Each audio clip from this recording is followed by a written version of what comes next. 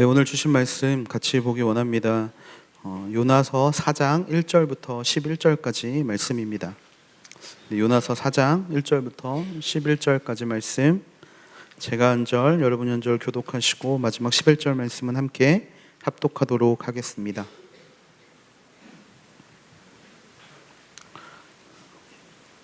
요나서 4장 1절부터 11절까지 말씀입니다. 그러나 요나는 몹시 기분이 상했습니다. 그는 화가 났습니다. 그는 여호와께 기도했습니다. 여호와여, 이것이 내가 고향에 있을 때 내가 말씀드린 것이 아닙니까? 이래서 내가 서둘러 다시스로 도망간 것입니다. 주께서는 은혜롭고 동정심이 많은 하나님이시고 진노하는데 더디시고 사랑은 충만하시며 재앙을 내리는 것을 주저하신다는 것을 내가 알고 있었습니다. 여호와여, 이제 제발 내 목숨을 가져가십시오. 내가 사는 것보다 죽는 편이 낫겠습니다. 그러나 여호와께서 말씀하셨습니다.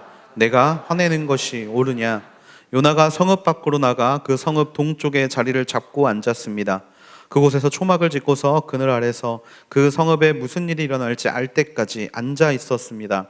그러자 여호와 하나님께서 넝쿨을 준비하셔서 그것이 요나 위로 자라나 요나의 머리에 그늘이 되게 하셨으며 그의 불쾌함을 없애 주셨습니다. 요나는 넝쿨 때문에 기분이 아주 좋아졌습니다. 그러나 다음 날 새벽에 하나님께서는 벌레를 보내 그 벌레가 넝쿨을 씹어먹게 하시니 넝쿨이 시들어 버렸습니다. 해가 뜨자 하나님께서는 뜨거운 동쪽 바람을 준비하셨습니다. 해가 요나의 머리 위를 따갑게 내리쬐어 그는 힘이 빠졌습니다. 그는 죽기를 원했습니다. 요나는 말했습니다. 내가 사는 것보다 죽는 것이 낫겠습니다. 그러자 하나님께서 요나에게 말씀하셨습니다. 내가 그 넝쿨 때문에 화내는 게 옳으냐? 그가 말했습니다. 그렇습니다. 화가 나서 죽을 지경입니다. 여호와께서 말씀하셨습니다. 내가 가꾸지도 않고 기르지도 않은 넝쿨도 너는 아꼈다. 하룻밤 사이에 자라나 하룻밤 사이에 죽어버렸는데도 말이다. 함께 보겠습니다. 그런데 왼쪽과 오른쪽도 구별하지 못하는 사람들이 12만 명이나 있고 가축도 많이 있는 이 큰 성읍 니느웨를 내가 아끼지 않을 수 있겠느냐. 아멘. 제가 잠시 기도하겠습니다. 사랑이 많으신 아버지 하나님, 이 시간 우리의 마음에 하나님의 임재를 구합니다. 아버지의 말씀을 받을 만한 너그러운 마음을 허락하여 주시고, 아버지 굳은 마음이 아니라 아버지 하나님의 씨가 심겨졌을 때 아름답게 싹 틔울 수 있는 마음을 우리 가운데 허락하여 주시옵소서. 다른 생각들 떠나가게 하시고 오직 말씀에 집중하고 말씀에 사로잡히는 귀한 시간들이 되게 하여 주시옵소서. 감사드리며 사랑이 많으신 예수님의 이름으로 기도했습니다. 아멘. 네, 오늘은 요나의 기도라는 제목으로 요나에 대해서 우리가 함께 나누게 되기를 소망합니다. 어린 시절부터 요나의 이야기는 한 번쯤은 들어봤을 이야기입니다. 우리가 기억하는 요나는요, 약간 예능 캐릭터 같은 인물이죠. 요나는요, 하나님이 이렇게 A라는 길을 가라고 이야기하셨는데 B라는 길을 선택해서 그 길을 걸어가다가 결국에 심청이 놀이를 하곤 합니다. 갑자기 인당수도 아닌데 바다에 뛰어들어서 이 한 몸 죽여서 다른 이들을 살리겠다라는 다짐을 보여주는 캐릭이기도 하죠. 그런데 심청이 놀이가 끝나자마자 갑자기 물고기 뱃속에 들어갑니다. 그리고 그 안에서 기도하니까 물고기가 요나를 토해버리죠. 요즘 같으면 자막에 아마 이런 자막이 있었을 것 같아요. 백가 맡겨서 게이득 이런 자막. 그러면서 이 요나라는 캐릭터는 굉장히 우리가 보기에 엉뚱한 캐릭터, 굉장히 귀여운 캐릭터, 정말 예능 캐릭터처럼 보이기도 합니다. 근데 여러분, 요나라는 캐릭터는요, 사실 이 요나라는 선지자는 역사서에 등장하는 몇 안 되는 인물입니다. 여러분, 역사서에 기록이 된다라는 건 사실 굉장히 유명한 선지자였다라는 거예요. 북이스라엘에서 이 요나라는 선지자의 이름은 굉장히 유명했습니다. 심지어는 그의 아버지의 이름까지도 성경에는 기록되어 있지요. 아미떼의 아들 요나. 이렇게 요나라는 선지자는 예능캐처럼 보이지만 굉장히 진지한 인물이었고 또 굉장히 하나님 앞에서 사랑받고 하나님의 일에 쓰임받는 사람이었다라는 것이죠. 그래서 이 요나의 모습을 통해서 오늘 하나님이 우리에게 주시는 말씀을 함께 나누고 또 그 말씀대로 살아갈 수 있는 저와 여러분이 되기를 주님의 이름으로 축복합니다. 요나의 기도를 통해 우리가 첫 번째로 보아야 할 것이 있습니다. 그것은 바로 하나님께 쓰임 받기를 거절하지 말자라는 것이죠. 우리는요, 하나님이 정말 세우셨고 또 우리를 하나님은 사용하기를 원하시는 줄로 믿습니다. 모두에게는요, 하나님이 세우신 자리가 있고 하나님이 세우신 위치가 있습니다. 그런데 우리는요, 때로는 하나님이 우리를 쓰시겠다 하실 때 하나님께 거절의 의사를 보일 때가 너무 많습니다. 이 거절의 이유는요, 바로 내 자아가 살아있기 때문입니다. 우리는 하나님이 선하신 분이라는 것을 믿습니다. 하나님의 때에 하나님이 모든 것을 아름답게 이끌어 가실 분이라는 것을 믿습니다. 그런데 그 선하신 하나님을 우리가 믿지 못할 때는 언제냐? 바로 우리의 자아가 살아있을 때였다라는 거죠. 오늘 요나는요, 1절 말씀에 보면 몹시 기분이 상한 상태로 있습니다. 몹시 화가 났지요. 그래서 그는 2절 말씀에 이렇게 이야기를 하고 있습니다. 2절 말씀 우리 같이 한번 읽겠습니다. 시작. 그는 여호와께 기도했습니다. 여호와여, 이것이 내가 고향에 있을 때 내가 말씀드린 것이 아닙니까? 이래서 내가 서둘러 다시스로 도망간 것입니다. 주께서는 은혜롭고 동정심이 많은 하나님이시고 진노하는데 더디시고 사랑은 충만하시며 재앙을 내리는 것을 주저하신다는 것을 내가 알고 있었습니다. 아멘. 사실 지금 요나는 굉장히 화가 나 있는 상태인데 왜 화가 나 있느냐? 자기의 뜻은 아수르가 멸망하기를 바라고 있는 겁니다. 왜냐하면 이 아수르라는 땅은 요나의 고향이었던 북이스라엘을 멸망시킨 나라였기 때문에, 한마디로 원수의 나라였기 때문에 이 나라가 멸망하는 것을 이 요나는 바라고 있었다라는 거예요.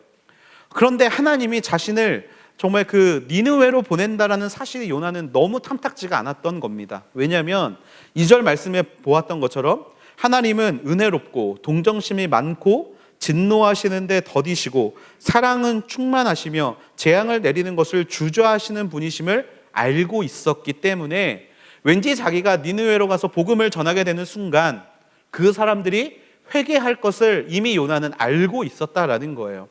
그리고 그들이 회개할 때 하나님이 그들을 용서해 주실 것이라는 것을 요나는 알고 있었습니다. 알고는 있었는데 그 사실이 너무 싫다라는 거예요. 원수기 때문에. 그냥 내가 너무 싫어하는 족속들이기 때문에 멸망하면 좋겠는데 하나님은 그들을 돌이키시려고 하시니까 요나는 그 사실이 너무나 싫었던 것입니다. 내 방향과 하나님의 방향이 다르면 참 좋겠습니다. 내 길과 하나님의 길이 같으면 참 좋겠습니다. 그런데요, 그 길이 다를 때 우리 안에 문제가 생기게 됩니다.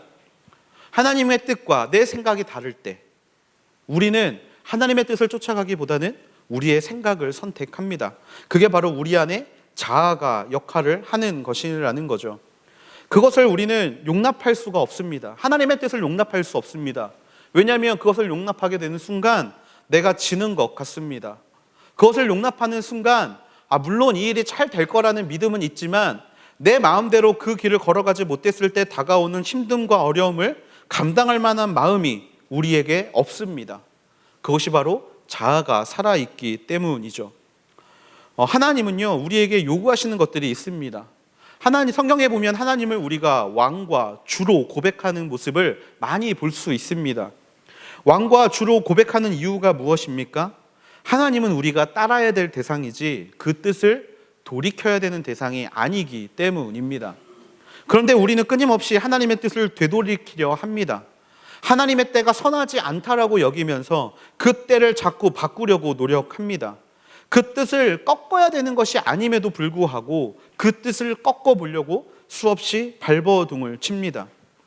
하지만요, 말씀은 우리에게 한 가지를 요구하는데 그것은 바로 순종입니다. 왜? 순종이 하나님께 드리는 가장 최고의 예배이기 때문에 그렇습니다. 하나님은요, 우리가 말씀에 순종하기를 원하십니다. 내 방향과 하나님의 방향이 다를 때 하나님은요, 하나님의 뜻을 거절하기를 원하시는 것이 아니라 그 뜻을 우리가 받아들여주고 이해하기를 원하십니다. 구약에서 제사의 장면들이 나옵니다. 제사를 드릴 때 선결되어야 하는 것이 있습니다. 바로 제물을 죽이는 것입니다. 재물을 산채로 불에 태우면요, 그 재물은 몸부림치면서 그곳을 벗어나려고 할 것이기 때문입니다. 마찬가지로 우리가 하나님 앞에서 우리의 몸을 거룩한 산 제물로 드리겠다 결단했다라면, 그렇게 하나님 앞에 결단했다라면 우리는 그 상황 가운데 꿈틀거릴 수 있는 우리의 모든 자아를 죽일 수 있어야 할 줄로 믿습니다. 죽어야 그 시간을 감당할 수 있습니다. 죽지 않으면 그 시간이 너무나 힘든 시간으로 다가올 수밖에 없다라는 것이죠. 저는 요즘 이 자아의 문제를 여러 가지로 느끼고 있는데 특별히 관계의 문제에서 이 자아의 문제를 너무나 많이 느끼고 있습니다. 이 대학부에 있다 보니까요, 이 대학부 지체들과의 조그만한 갈등과 어려움이 있을 때가 있습니다. 그런데 그럴 때마다 사실 제가 먼저 손을 내밀 때가 있어요. 사실 이제 거의 대부분 이제 제가 먼저 사과를 하고, 제가 먼저 용서를 구하고, 제가 먼저 그렇게 다가가는 일들을 합니다. 그런데 여러분, 저도 이제 제 정체성을 가끔 이제 헷갈릴 때가 좀 있는데, 목사가 먼저인가 아니면 사람이 먼저인가를 좀 헷갈릴 때가 있습니다. 저도 제가 먼저 사과하는 게 그렇게 쉽지가 않습니다. 그러니까 그 시간이 보내왔고 그 시간을 지내왔던 순간에 제가 먼저 사과하는 게 사실 저한테 그렇게 쉽지가 않습니다. 사실 이제 우리나라가 아무래도 이게 유교 문화가 좀 있다 보니까, 그러니까 저랑 사실 지금 이제 36기인가요? 36기는 저하고 14살 차이가 나거든요. 근데 이제 그 친구들하고 이야기를 하다가 제가 먼저 무언가 잘못한 게 있고, 제가 먼저 이렇게 용서를 구할 일이, 그러니까 어떤 관계 문제가 있을 때, 그래 내가 미안해, 내가 미안해 라고 말하는 게 어떤 사람들한테는 쉽겠지만 사실 저한테는 그렇게 쉬운 문제가 아닙니다. 그런데 그럴 때마다 사실 내가 먼저 굽히고, 내가 먼저 사과하고, 내가 먼저 품어줘야겠다라는 걸 말씀은 알겠는데, 자꾸 제 마음은요, 좀 기다려보자, 이 친구가 먼저 미안하다고 이야기할 때까지 좀 기다려보자, 항상 이 두 마음이 싸울 때가 너무나 많습니다. 그런데 재밌는 거는요, 그럴 때마다 말씀을 피며 꼭 하나님이 그 이야기를 하십니다. 네가 먼저 손 내밀어, 네가 먼저 품어줘, 네가 먼저 감싸줘. 정말 다양한 통로로 이야기하십니다. 때로는 양의 말씀을 보여주세요. 네 양이야, 품어야지. 때로는요, 그냥 단순하게 저한테 이야기하십니다. 야, 집 나간 탕자도 아버지가 그렇게 받아주는데 영적으로 아버지 된 사람이 그거 하나 못 받아주면서 무슨 목사야, 정죄하시기도 하고 비난하시기도 하고 수없이 저에게 그렇게 품으라고 이야기하십니다. 그러면 항상 그 말씀에 순종하면서 품으려고 노력하면 사실 하나님의 마음을 느낄 때가 너무나 많습니다. 그런데 그런 사소한 일에서부터 사실 큰 문제까지 우리는 끊임없이 하나님 앞에서 내 자아를 어떻게 할 것인가에 대한 시험에 직면하게 될 때가 있습니다. 그럴 때마다 기억할 수 있게 되기를 축복합니다. 재물이 죽어야 연락될 수 있습니다. 내 생각과 자아가 죽어야 하나님 앞에 온전한 예배를 드릴 수 있음을 기억할 수 있게 되기를 축복합니다. 고린도전서 15장 31절에서 바울은 이렇게 이야기하고 있습니다. 12장 31절 우리 같이 한번 읽어보겠습니다. 시작. 형제들이여, 내가 그리스도 예수 우리 주 안에서 가진 내 자랑인 여러분을 두고 단언합니다만 나는 날마다 죽습니다. 이어서 고린도전서 9장 27절 말씀도 같이 보겠습니다. 시작.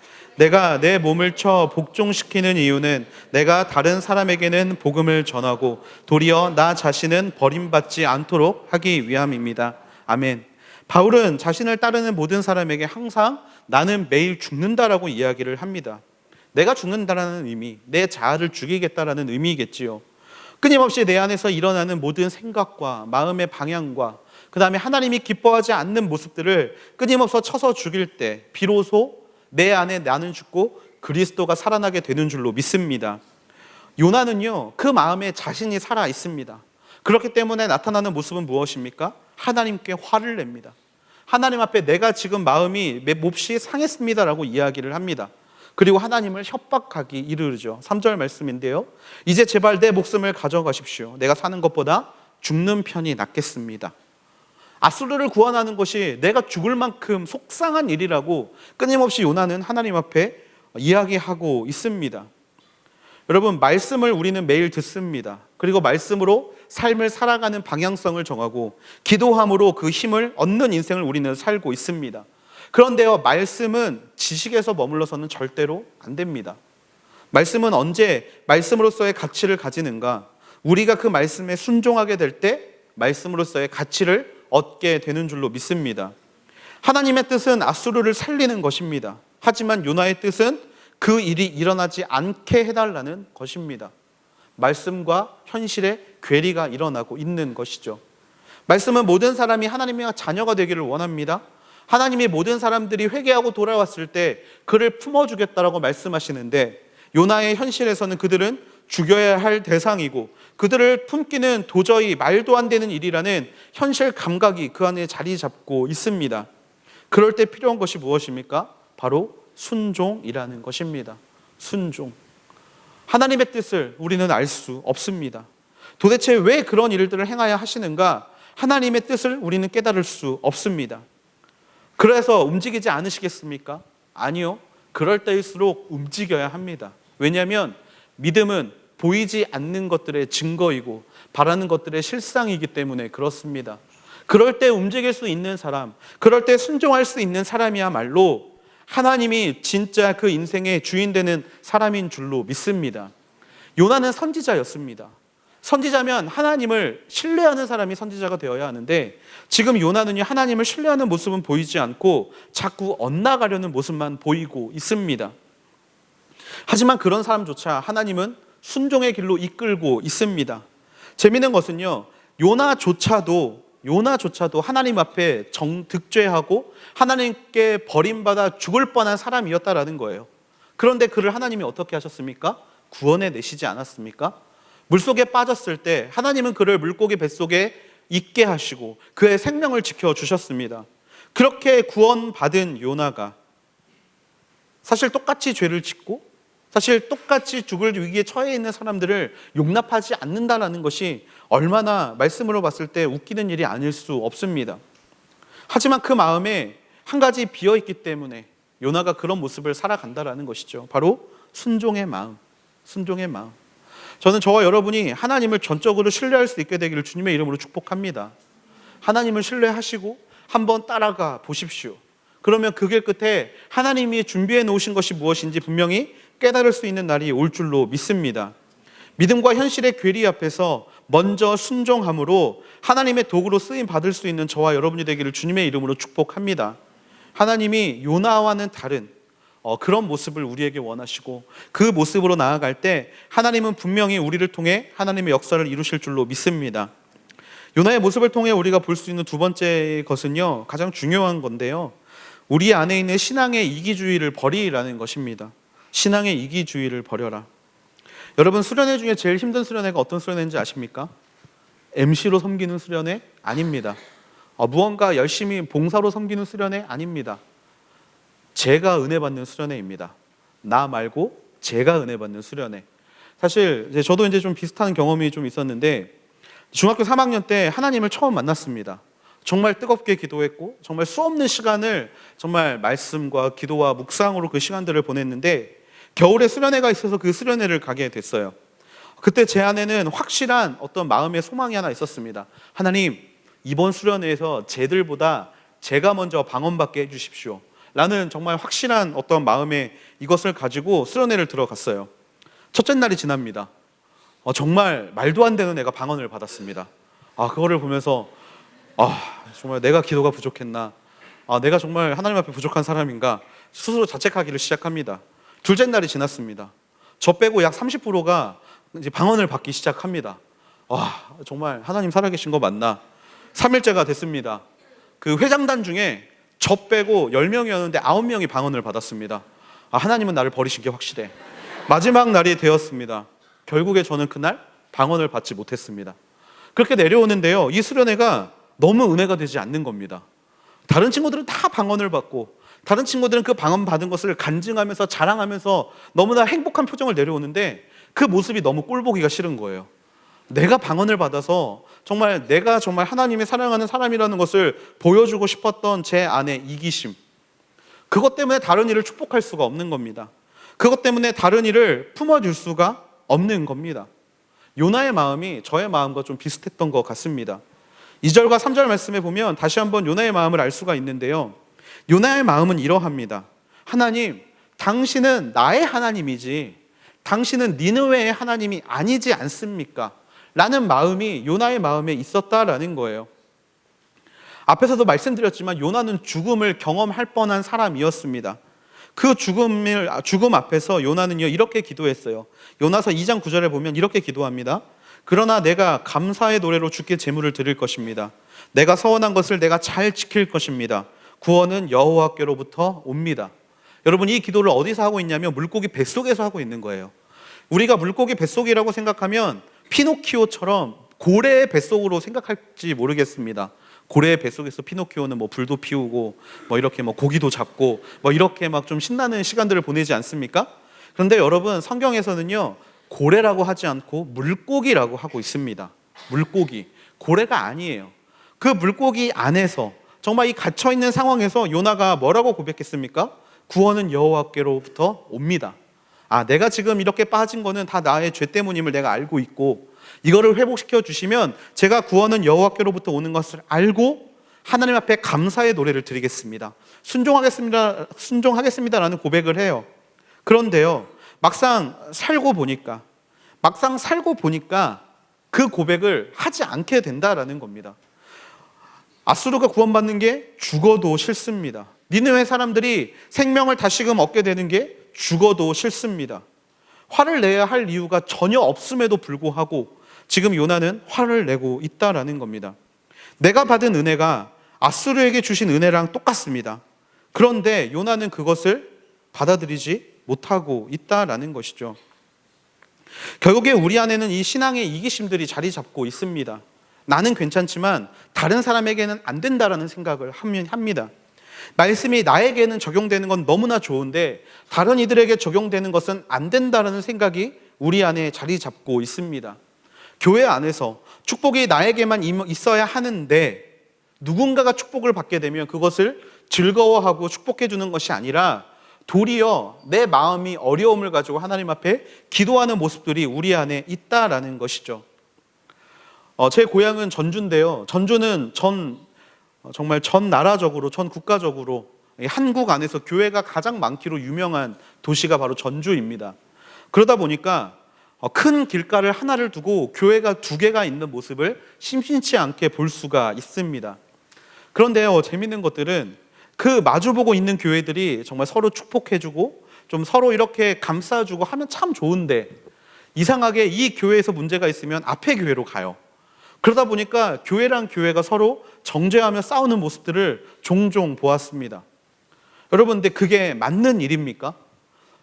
교회가 교회를 비방하고 교회가 서로를 인정하지 않고 교회가 교회를 품지 않는 모습이 여러분 맞는 모습이라고 생각하십니까? 아니라는 거죠. 아닙니다. 그래야 할 이유는 전혀 없습니다. 나에게 주시는 하나님의 은혜, 나에게 허락하신 하나님의 은혜, 그것으로 우리가 만족했다라면 동일한 은혜가 다른 곳에 부어지는 것 또한 우리는 인정할 수 있어야 한다라는 것입니다. 그리고 절대 그것을 시기하거나 그것을 어려워하는 것이 우리에게 주어진 하나님의 마음이 아니라는 것을 우리가 인정할 수 있어야 합니다. 청년부에 있었을 때 그런 일이 있었습니다. 한 지체가 정말 열심히 새벽 기도를 나오고 정말 열심히 기도함으로 귀한 직장을 얻었습니다. 너무나 귀한 직장을 얻었어요. 그런데 문제는 어디에서 시작되냐면 기도하는 형제가 그 사람만 있었던 것이 아니라는 게 문제였습니다. 또 다른 사람도 그 옆에서 정말 같이 서로 권면해 가면서 열심히 기도하고 또 열심히 또 그 하나님께 부르짖으면서 같이 기도를 했어요. 그런데 원래대로라면 이 친구는 직장을 얻지 않아야 이야기가 될 것 같은데 문제는 이 친구가 더 좋은 직장을 얻었다는 게 문제였습니다.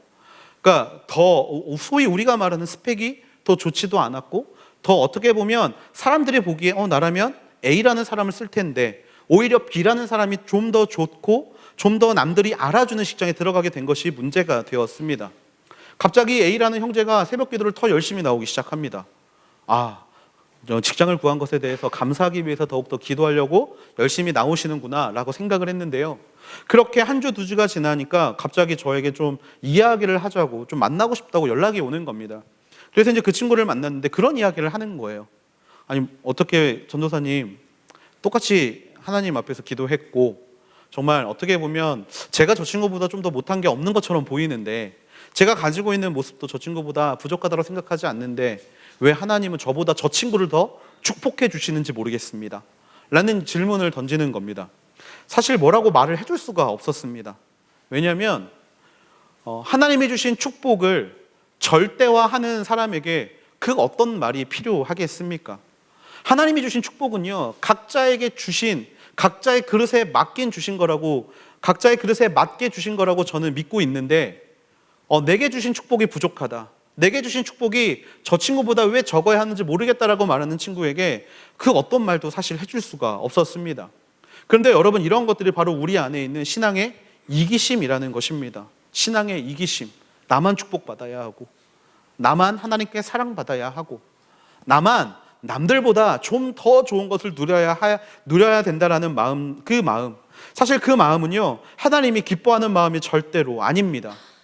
요나의 모습을 다시 한번 보면요, 5절 말씀입니다. 5절 말씀 같이 한번 읽어보겠습니다. 5절 말씀 시작. 요나가 성읍 밖으로 나가 그 성읍 동쪽에 자리를 잡고 앉았습니다. 그곳에서 초막을 짓고서 그늘 아래서 그 성읍에 무슨 일이 일어날지 알 때까지 앉아 있었습니다. 아멘. 요나의 태도, 이 요나의 태도를 보면요, 지금 그래 어찌 되나 보자라는 마음으로 성 동편에 나아가서 앉기 시작합니다. 이 마음은 어떤 마음이냐면요, 자기가 하나님 앞에 기도했습니다. 하나님, 저들을 하는 것이 옳습니까? 아닙니다. 제가 차라리 저를 죽여주십시오. 저들이 회개하는 꼴을 제가 도저히 볼 수 없습니다. 이렇게 요나는 자기의 생명을 걸고 기도를 합니다. 그러니까 마음에 생각이 드는 거예요. 뭐냐면, 내가 이렇게 기도했으니까 하나님의 설마 쟤네를 구원해 주시겠어? 라는 마음이 지금 요나 마음 안에 담겨져 있는 겁니다. 하나님이 나를 사랑하시니까 하나님의 뜻을 돌리셨을 거야. 하나님이 내 기도를 들어주시니까 지금 하나님은 반드시 저곳을 심판하실 거야 라는 밑도 끝도 없는 근자감을 가지고 그는 성 동편으로 나아갑니다. 신앙의 이기심의 정점이지요. 여러분, 지금 중요한 것은 무엇입니까? 12만 명 가축뿐만 아니라 수많은 가축들이 살고 있는 니느웨, 그 땅에 살고 있는 사람들의 구원이 중요한 문제인데 요나의 입장에서는 그것이 중요한 게 아니라는 거예요. 요나의 관심은 어디에 있었습니까? 6절입니다. 6절 말씀 같이 한번 읽어볼게요. 시작. 그러자 여호와 하나님께서 넝쿨을 준비하셔서 그것이 요나 위로 자라나 요나의 머리를 그늘이 되게 하셨으며 그의 불쾌함을 없애 주셨습니다. 요나는 넝쿨 때문에 기분이 아주 좋아졌습니다. 아멘. 지금 사람이 죽고 사는 문제 앞에 놓여져 있는데 요나는 지금 무엇을 하고 있느냐면요, 하나님이 저들을 구원해 주시구나라는 사실에 기뻐하는 것이 아니라 자기에게 그늘이 허락된 것을 즐거워하고 있습니다. 내가 이곳에서 하나님을 바라보는데, 하나님이 어떻게 하실까를 바라보는데 하나님이 나에게 그늘까지 허락해 주시네? 역시 하나님은 나를 사랑하셔. 신앙의 이기심의 절정이죠. 하나님은 나만 사랑해. 하나님은 나에게만 축복을 허락하셔. 하나님은 나만 사랑하셔서 다른 사람들은 하나도 생각하지 않고 오직 모든 축복이 나에게만 임해 라는 이런 요나의 생각. 그 앞에서 하나님은 뭐라고 말씀하십니까? 오늘 말씀인데요, 10절과 11절 말씀입니다. 10절과 11절 말씀 같이 한번 읽어볼게요. 시작. 여호와께서 말씀하셨습니다. 내가 가꾸지도 않고 가르지도 않은 넝쿨도 너는 아꼈다. 하룻밤 사이에 자라나 하룻밤 사이에 죽어버렸는데도 말이다.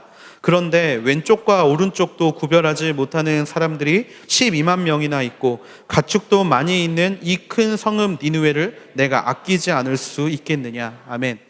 그렇게 신앙의 이기심에 빠져있는 요나에게 하나님은 이렇게 말씀하십니다. 너는 네가 기르지도 않고 가꾸지도 않았던 방 넝쿨이 시든 것에 대해서 화를 내고 오로지 너에게만 모든 초점이 맞춰져서 네가 기쁠 때 네 마음이 기쁘고 네가 힘들 때만 네 마음이 힘들지 않느냐.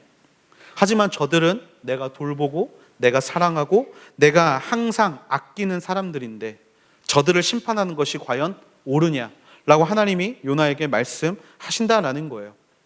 하나님이 요나에게 원하셨던 것은 무엇입니까? 너만이 가지고 있는 구원, 너만을 생각하는 이기심, 너만 누리면 된다라는 그런 신앙의 이기심을 네가 버렸으면 좋겠다. 그러면 다른 말로 요나에게 원하시는 것이 무엇입니까? 신앙의 이기심에서 벗어나 시대의 중보자로 서기를 하나님은 원하셨다라는 것이죠. 그렇습니다. 저와 여러분은요, 우리만 행복하고 우리만 즐겁고 우리만 축복을 누리는 어떠한 그런 신앙의 기복주의에서 벗어나서 이 세상을 위해 중보할 수 있는 기도의 중보자가 되어야 할 줄로 믿습니다. 모든 세상을 바라보는 시선이 우리는 달라져야 한다라는 거예요. 특별히 타 종교와의 갈등이 너무나 심합니다. 여러분, IS, 여러분 이거 들으면 무엇이 생각나십니까? 이슬람이 생각나지 않으십니까? 네, 여러분 이슬람에 관해서 우리는 어떤 태도를 가지고 있습니까? 굉장히 나쁜 곳, 좋지 않은 곳이라는 생각 여러분 가지고 있지 않습니까? 여러분 교회에서 신천지의 출입을 금하고 있습니다. 여러분 신천지나 이단들에 대해서는 여러분 어떤 생각을 가지고 계십니까? 무서운 곳, 빠지면 안 되는 곳이라는 생각 가지고 계시지 않습니까? 근데 여러분 한 번 더 생각해 보면요, 그 모든 생각들은 순수하게 우리에게 초점이 맞춰져 있는 생각들이라는 겁니다. 내가 빠지면 안 돼, 내가 들어가면 안 돼, 내가 그것을 당하면 안 돼, 이 생각 안에 우리가 빠져 있는 거예요. 신앙의 이기심이죠. 이미 그곳에서 빠져서 힘들게 살고 있는 사람들에 대한 기도는 우리가 잘 하지 않습니다. 지금 그것 때문에 힘들어하고 있는 사람들을 잘 보지 못합니다. 이슬람, 그들도 어떻게 보면 하나님이 창조하신 하나님의 백성입니다. 그들도 어떻게 보면 하나님이 태초부터 뜻을 정하시고 정말 너무나 그들을 사랑하는 마음으로 예수 그리스도께서 십자가에 달려서 똑같이 돌아간 민족이라는 거예요. 그렇다면 우리가 그들을 바라봐야 되는 시선, 아, 쟤들은 안 돼, 무조건 이슬람은 안 돼, 이렇게 편을 가르고 그냥 그들을 배척하는 그런 모습이 아니라 오히려 그들을 위해 기도하는 것이 우리에게 주어진 사명이 아니겠습니까? 마찬가지입니다. 하나님의 믿는 백성은 복을 받아야 하고 하나님을 믿지 않는 백성은 저주를 받아야 한다는 생각 또한 어떻게 보면 신앙의 이기심일 수 있습니다. 나는 기도하는 사람이기 때문에, 나는 말씀 보는 사람이기 때문에 내가 좀 더 잘 돼야 하고 내가 좀 더 복 받아야 하고, 이런 모든 생각들, 하나님께서 기뻐하시는 생각이 절대로 아닌 줄로 믿습니다. 그런 신앙의 배타주의, 그냥 내 신앙 때문에 나만 잘 되면 좋겠다라는 모든 생각, 타인의 생명보다 현재 햇볕이 뜨거운 본인의 힘들어함이 더 힘듦으로 부각되는 요나의 모습같이 타인의 고통은 전혀 돌아보지 못하는 우리의 모습들이 우리에게 있지 않은지 다시 한번 생각해 볼 수 있는 저와 여러분이 되기를 기도합니다. 하나님은요, 왠지 내 뜻대로 모든 것들을 이끌어가는 것처럼 보입니다. 기도하는 대로 이루어 주시고 내가 원하는 대로 나를 시원한 그늘 안에 이끌어 주시고, 엉성한 천막이었지만 하나님께서 돌봐주셔서 방 넝쿨을 채워주셨고, 또 그것들을 통해서 내가 무언가를 누리게 되는 상황을 우리는 축복이라고 이야기하고 기쁨이라고 이야기합니다. 하지만요, 진짜 축복과 진짜 기쁨은 바로 하나님이 부르신, 하나님이 창조하신 모든 사람들이 하나님을 만나게 되는 것이야말로 진짜 축복이고 기쁨인 줄로 믿습니다. 우리는 조금만 내가 힘들면 다른 사람들을 돌아보지 못합니다. 우리는 조금만 내 손에 박힌 가시가 있으면 우리 주변에 누구 부모님이 돌아가셔도, 우리 주변에 누군가가 큰 고통 가운데 있어도 그것을 바라볼 만한 마음의 여유가 전혀 없습니다. 요나의 태도, 하나님을 경외하고 그분을 믿는다고 했지만 결국에 풍랑이 일어났을 때 선원들이 자기를, 제비를 뽑힌 요나를 빠져 죽이는 것에 대해서 그렇게 마음 아파하고 어려워했음에도 불구하고, 그것을 경험했음에도 불구하고 이방 민족들에 대해 너무나 냉철한 그들의 모습들, 사실 그들의 모습들이 우리에게 있지는 않은지 다시 한번 돌아볼 수 있게 되기를 주님의 이름으로 축복합니다. 생명 구원을 위해서 하나님은 지금도 일하고 계십니다. 하나님이 우리에게 신앙을 주신 이유는 앞에서도 말씀드렸지만 우리를 하나님의 도구로 사용하시기 위해서, 하나님이 원하시는 곳에 우리를 쓰시기 위해서 하나님은 지금 우리를 이 자리 가운데 앉아 계시게 하시는 줄로 믿습니다. 생명 구원을 도외시하고 세대에 대한 풍자를 우리가 이 말씀에서 볼 수 있어야 합니다. 여러분, 하나님께 쓰임 받으시기를 원하십니까? 그렇다면 우리 안에 있는 신앙의 이기심을 버리게 되기를 주님의 이름으로 축복합니다. 나만에서 벗어나 우리를 생각할 수 있는 저와 여러분이 되기를 기도합니다. 예수님은 기도를 통해 우리에게 그것을 너무나 잘 보여주셨죠. 바로 주기도문이라는 것입니다. 주기도문의 주어는 내가 아닙니다. 우리가 주어입니다. 하늘에 계신 우리 아버지, 뜻이 하늘에서 이룬 것 같이 땅에서도 이루어지게 하시고 우리에게 일용할 양식을 주옵소서. 하나님의 모든 관심은 우리입니다. 여러분이 속해 있는 모든 공동체, 여러분이 살고 있는 모든 삶의 자리가 우리의 공동체가 되기를 주님의 이름으로 축복합니다. 그리고 그곳에서 나만 바라보고 정말 그 말 안대를 쓰고 앞만 보고 달려가는 경주마처럼 나의 축복을 위해, 나의 삶을 위해 끊임없이 달려가는 인생들이 아니라 주변에 있는 우리를 돌아보며 그들을 위하여 중보할 수 있는 인생들이 되기를 주님의 이름으로 축복합니다. 요나서는요, 사장으로 끝이 납니다. 근데 사장의 끝이 무언가 완결형으로 끝나면 참 좋겠는데 완결형으로 끝나지 않습니다. 11절 말씀을 다시 한번 읽어보면 좋겠어요. 11절 말씀 다시 한번 읽어보기를 원합니다. 시작. 그런데 왼쪽과 오른쪽도 구별하지 못하는 사람들이 12만 명이나 있고 가축도 많이 있는 이 큰 성읍 니느웨를 내가 아끼지 않을 수 있겠느냐. 아멘. 말씀은요, 하나님의 말씀으로 끝납니다. 사실 이 말씀이 좀 완전해지려면 그래서 요나가 그 즉시 그 자리에서 무릎을 꿇고 니느웨 백성들을 위해서 기도했더라, 이렇게 끝나면 말씀이 참 은혜롭죠. 하지만 말씀은 그렇게 끝나지 않습니다. 내가 어찌 이들을 아끼지 않을 수 있겠느냐. 그 이후로 요나가 어떻게 했는지는 아무도 모릅니다. 그런데 이 말씀이 우리에게 주시는 게 있어요. 이렇게 끝맺은 말씀은요, 우리에게 무엇을 요구하시는가를 우리가 한번 생각해 볼 수 있어야 한다라는 것입니다. 하나님은 모두를 아끼십니다. 하나님은 저를 아끼시고 여러분을 아끼시고, 하나님은요, 우리 모두를 아끼시고 동일하게 사랑하시는 줄로 믿습니다. 하나님은요, 모두에게 정말 하나님의 때가 오기를 기다리고 계십니다. 요나의 회개가 보이지 않습니까? 우리가 회개하면 되는 겁니다. 요나의 결단이 보이지 않습니까? 저와 여러분이 결단하면 되는 겁니다. 말씀은요, 읽을 때 말씀이 되는 것이 아니라 이 말씀이 우리의 삶 가운데 나타날 때 비로소 우리에게 주신 하나님의 말씀인 줄로 믿습니다. 이렇게 하나님께서는 우리에게 요청하십니다. 내가 아끼는 이들을 위하여 너는 무엇을 하겠느냐? 그렇게 질문하실 때 하나님, 제가 제 안에 있는 신앙의 이기심과 제 안에서 나를 흔드는 내 모든 자아를 잠시 내려두고 하나님을 따라가고 하나님을 위해 그 시간 가운데 아름답게 사용되는 믿음의 자녀가 되게 해달라고 기도할 수 있는 저와 여러분이 되기를 주님의 이름으로 축복합니다. 우리의 고집과 편견과 생각과 그 모든 것들 잠시 내려두고, 신앙의 이기심 잠시 내려두고 우리의 시선을 하나님께 초점을 맞출 수 있게 되는 저와 여러분이 되기를 기도합니다. 요나는 어떻게 했는지 모르겠습니다. 하지만 오늘을 사는 우리가 할 수 있다라면 분명히 이 시대에 아수르는 다시금 하나님 앞에 분명히 돌아오게 될 줄로 믿습니다. 그렇게 돌아온 사람들과 함께 하나님을 찬양하는 믿음의 자녀, 우리가 되어서 함께 하나님을 찬양할 수 있는 믿음의 하늘 공동체가 되기를 주님의 이름으로 축복합니다. 우리 시간 좀 잠시 기도하면 좋겠는데요. 우리 이 시간 기도할 때 우리의 자아를 위해 하나님 앞에 함께 기도하기를 원합니다. 내가 그리스도와 함께 십자가에 못 박혔나니 그런즉 이제 내가 사는 것이 아니요 내 안에 있는 예수 그리스도께서 사신 것이라. 아버지 하나님, 이 바울의 고백이 우리의 고백이 되게 하여 주시옵소서. 아버지 하나님의 뜻이 있고 그 일들을 위하여 하나님의 백성으로서 쓰임받기 원하는데 아버지, 아직 내 자아가 살아서, 아버지 내 안에 분노가 있어서, 아버지 내 안에 내가 절제할 수 없는 무언가들이 있어서 아버지 그 길을 걸어가지 못하는 나를 주여 불쌍하게 여겨 주시옵소서.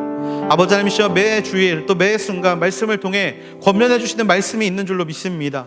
하지만 그 말씀이 내 안에 들어왔을 때 하나님, 지금은 때가 아닌 것 같습니다. 하나님, 지금은 때가 아닌 것 같습니다라고 회피하는 시간이 있지는 않았는지요. 아버지 하나님, 그렇다면 이 시간 우리의 자아를 다시금 십자가에 못 박는 믿음의 자녀들이 되게 하여 주시옵소서. 하나님, 나는 매일 죽습니다. 나는 매일 죽어야 합니다. 매일 내 생각과 내 방향성과 내 뜻이 죽고 오직 내 안에 예수 그리스도의 뜻과 예수 그리스도의 생각과 예수 그리스도의 마음이 언제나 내 안에 자리 잡게 되기를 소망합니다. 이 시간 기도할 때 하나님, 우리의 자아를 십자가에 못 박아주시고 언제나 우리 안에 예수 그리스도가 살아넘치는 인생들이 되게 하여 주시옵소서. 내 뜻대로 살아가는 인생들이 아니라 하나님의 이끄심대로 하나님의 마음에 순종하며 그 시간을 살아갈 수 있는 믿음의 자녀들이 되게 해달라고 우리 시간에 같이 한번 기도함으로 나아가시겠습니다.